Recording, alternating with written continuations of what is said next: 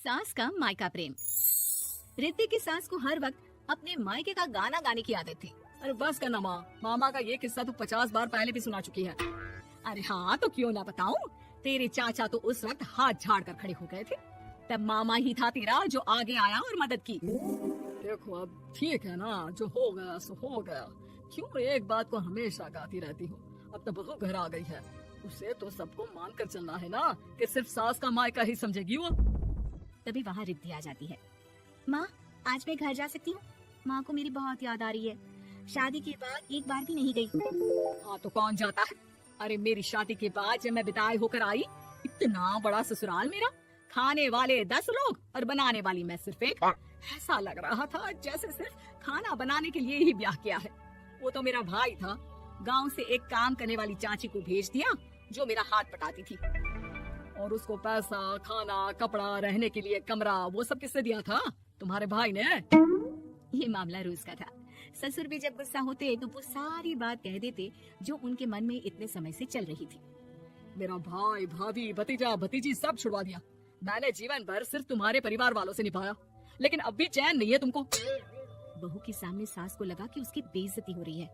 अब सुन बहू, अपने कमरे में जा, कहीं नहीं जाना मायके वायके। घर का काम कौन करेगा? पड़ोसन। बहू समझ जाती है मामला गर्म चल रहा है। कमरे में जाने में ही भलाई है। कमरे में क्या है? तुम्हारी माँ हर वक्त चिक चिक चिक करती रहती है।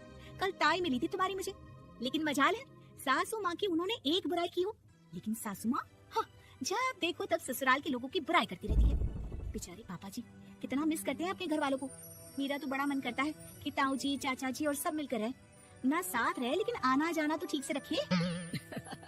हिंदुस्तान और पाकिस्तान एक हो सकता है, लेकिन चाचा और ताऊ के परिवार के साथ हम लोगों का मिलन ना जी ना कभी नहीं हो सकता।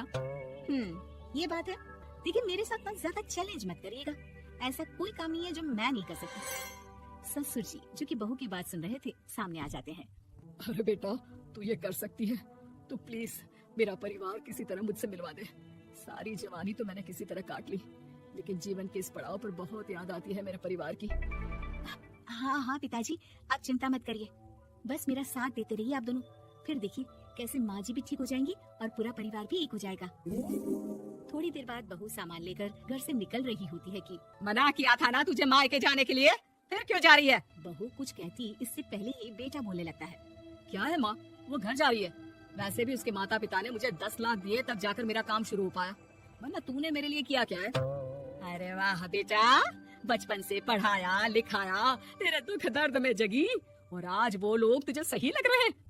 और फिर ससुराल में लड़की खुश रहे, ये तो मायके वालों की जीवन भर की जिम्मेदारी रहती है। तो ये तुमको भी तो सोचना था ना। ताऊ जी ने पापा को पढ़ाया लिखाया, जब तुम नहीं आई थी तो पापा के लिए ताई जी ने पापा की माँ की तरह देखभाल की। अब बोलिए। अरे तू कुछ नहीं जानता बेटा, तेरे पापा को सब पता है, तभी वो उन लोगों से वास्ता नहीं रखते। मैं उन लोगों को जानता हूँ, लेकिन मैं तुम्हें नहीं जानता कि तुम्हारे मन के लायक काम नहीं हुआ तो तुम घर की शांति बर्बाद कर दोगी। सास जोर जोर से चिल्लाने लगती है। तभी वहाँ सास का भाई आ जाता है। अरे क्यों आप लोग मेरी बहन को परेशान करते रहते हैं? पहले ये जीजा कम थे, जब बहू भी आ गई। बहन, मैंने तो 30 साल पहले ही बोला था, अपना हिस्सा ले और छोड़ इन लोगों को, चल अपने साथ। बहू समझ जाती है कि माँ और ससुर की नजर किस पर है। देखा, तुम लोग मुझे अकेला मत समझना, मेरा भाई खड़ा है आज भी मेरे लिए। बहू मायके जाती है और आते वक्त साथ में एक नौकरानी ले आती है। अरे बहू, कुछ खाने को दे दे। अरे आंटी, क्यों भाभी को परेशान करती रहती हो? उनके भाई ने मुझे जिम्मेदारी दी है, किसी भी चीज की परेशानी नहीं होनी चाहिए भाभी को, जो चाहिए मुझे बोलने का। आय हाय, बहू के मायके वालों का इतना दखल। ये मेरा घर है, कोई कल का आए इसे पूरा कैप्चर कर ले, ये बर्दाश्त नहीं होगा मुझसे। क्या हो गया सासू माँ, क्यों सुबह सुबह चिल्ला रही हैं? चमेली, ओ चमेली, क्या कहा था मेरे भाई ने तुझे? अरे दीदी बहुत तेज है आपकी सासू माँ, मैंने तो बोला कुछ चाहिए तो मांग लो मुझसे। अरे निकल यहाँ से, घर को रेलवे स्टेशन बना रखा है, जो देखो वो घुमा जा रहा है यहाँ से वहाँ। ये कहीं नहीं जाएगी, ये जाएगी तो घर का काम कौन करेगा? मैं। हाँ, और क्या करती है बहुएं, घर का काम ही तो करती है, इसमें नया क्या है? तभी वहाँ ससुर जी आ जाते हैं। हाँ तो यही बात तो तुम्हें भी समझनी चाहिए थी ना। आज बहू के मायके से नौकर आ गया तो तुम्हें बुरा लग रहा है? अरे तो उस वक्त गर्मा गर्म खाना तो सबने खाया ना, ऐसा तो नहीं है कि मेरे मायके का नौकर था तो सिर्फ मेरे लिए बनाता था। अरे निकालो इसे फिलहाल, बाद में बात करती हूँ। सास का गुस्सा जोर से नौकरानी पर फूटता है। तभी वहाँ बेटा सामान के साथ आकर खड़ा हो जाता है। चलो रिद्धि, तुम ठीक बोलती हो। मेरी माँ को तो हम लोगों की कोई फिक्र है ही नहीं, ये तो सारा दिन सिर्फ अपने बारे में सोचती है। और देखिए, मैं अब से कह रही हूँ कि अब से इस घर की तरफ आपको देखना भी नहीं है। नहीं आना आज के बाद इन लोगों से मिलने।